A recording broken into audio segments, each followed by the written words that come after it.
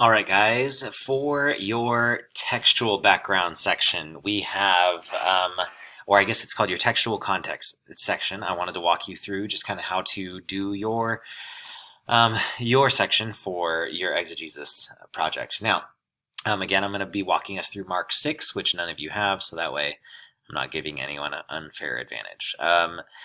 The first thing you're going to want to do is you are going to want to figure out what are some of the main themes of your book. Now, by this point, you've done the close reading and you've done your historical background section, and so you know a lot of the main ideas that are going to surface in your text. And so when you read through the information about the book's theme, you should be able to start beginning drawing some connections. Now, there are a couple of places where you can find this. One of the quickest and easiest places to find this is if you are in class by opening your gray Bible at the beginning of each of the books. So if you flip backwards into the beginning of the book of Mark 1, you get a nice little map, which will show you exactly where all of these things go down. But then also there's an entire page where it gives you information about the book of Mark. It'll tell you author, date, and recipients. It'll tell you purpose and theme. It'll tell you key themes, and it'll give you an outline of the book. So the good news is, with the outline, you can see where it fits in the general order of what's going on. And so I see that Mark chapter 6 is part of section 2, according to the outline, which is the demonstration of Jesus' authority. And so I can say, I'll just jot down this note and say, Mark 6 is part of a larger section demonstrating Jesus' authority. Then, in addition to that, I can look at some of the key themes. Jesus seeks to correct messianic expectations and misunderstandings. Themes: correct messianic expectations and understandings. Yes, I can spell, I promise. Let's see, Jesus is man. Jesus is man. I think that might apply. Jesus is the Son of God. Jesus is the Son of Man with all power and authority. Let's go for it. Yeah, Jesus is Son of Man with all power and authority. Jesus calls his followers to imitate him. Jesus calls followers to imitate him in service, self-denial, and suffering. And Jesus teaches on the kingdom of God and implies that God continues to call the people to himself. Now, that's not necessarily one of the themes that I'm covering.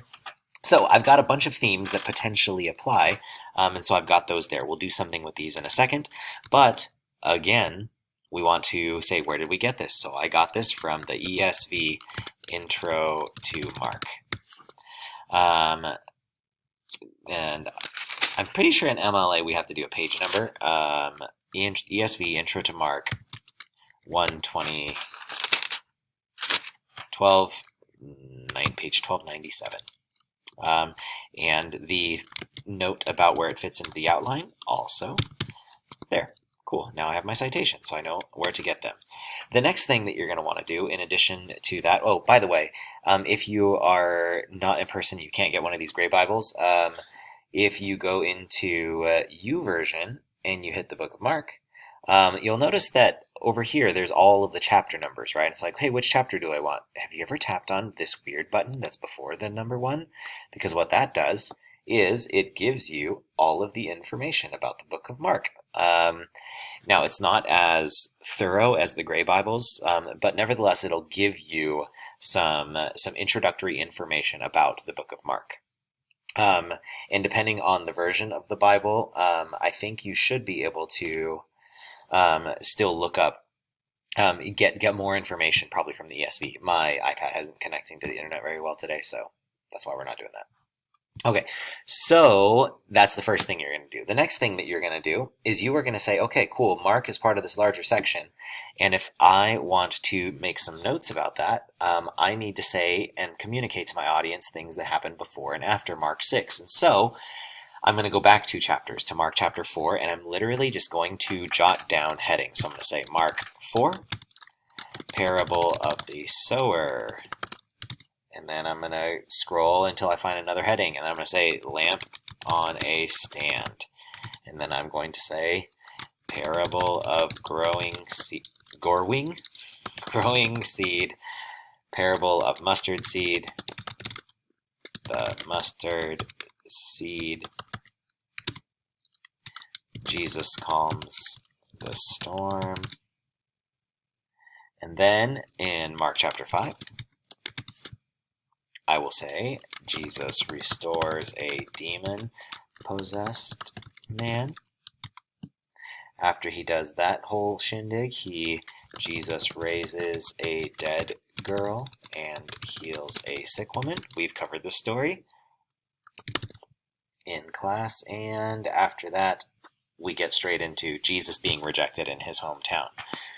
The reason we did this is because it helps us to get a picture of what's the picture that Mark is painting about Jesus. And so what we'll do is we'll explain all of this stuff in essay format. So we need to do the polishing of the edges. Now, you will also want to do the rest of Mark 6 and Mark chapter 7 if you are me. I'm not going to do that because I don't want to have you watch me write an entire essay. But you would start by saying, well, Mark 6 is part of a larger section demonstrating Jesus' authority from Mark 1 through 6. From Mark chapters 1 through 6. Chapters. Now, cool. So I've set the stage. Where does this text fit into the broader context? There are several themes in the book of Mark that are supported by the text, by the Mark 6, 1 through 6 text. Those themes are... that's a clunky sentence. In his gospel, Mark attempts to establish the following themes. And then you turn that into a sentence.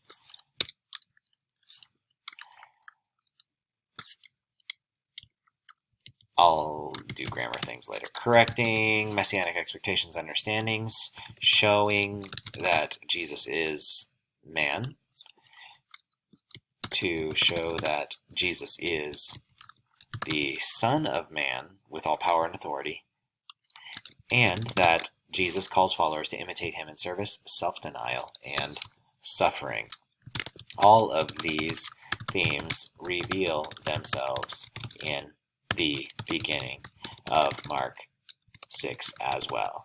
So notice that I don't just say these are the themes, but I make sure that I connect these back to the text as Jesus is rejected in his hometown. Now, got the theme, I've got the larger section, and then I'm going to make sure that I need to make sure that I add leading up to Mark 6, a number of important events and teachings take place. In Mark 4, Jesus teaches the parable of the sower, the teaching of a lamp on a stand. Oops, what happened? The parable of the growing seed, the parable of the mustard seed, and he calms a storm. Now, in addition to just listing the things that happened before this, you need to know what actually happens in these texts. You can't just copy a bunch of headings and then be like, cool, I did my job. So, for example, since I've read these texts, I would be able to say, in the parable of the sower, Jesus talks about certain soils that do not accept the word. This may connect to the way that Jesus' town rejected him. See, from me reading the story of the parable of the sower, he tells the story about how sometimes the gospel is preached or the word is preached and it's rejected or snatched away. And Jesus, in Matthew chapter 6, in his hometown, he preaches the word and he is rejected or snatched away. So we have a connection between this text and that previous text. So wherever you see there might be a connection, you're going to want to spell that out. And then you'll go on through Mark chapter 5 and then say, in Mark chapter 5, and do what I just did again. Explain all of these events that occur leading up to the text and draw those connections where these things might be. One last thing that you might want to do in the textual context is also write a brief synopsis at the end of it about who the intended recipients are. And again, one of the best places that you can get this is at the top of the Mark intro. And so here we have Apostle Peter passed on reports in the words and deeds of John Mark, who wrote the gospel for the wider church as the record of Peter's testimony. It was likely written in Rome. His audience was largely unfamiliar with Jewish customs. And so we can say something like, Mark's audience was likely unfamiliar with Jewish customs. And his gospel communicates this to them. In fact, this actually probably would make a lot more sense if it is up here in the themes section. Just make sure that you include who this thing was written to. This will come in handy later in your contemporization and your interpretation sections. So that's your textual context section. You're going to know your text so well, you're going to explain how it fits into the larger book, and then you're going to explain the stuff that comes before and after the text, so that whoever's reading your essay gets a really good understanding of exactly where this passage fits in the broader context. Good luck. Use your time wisely.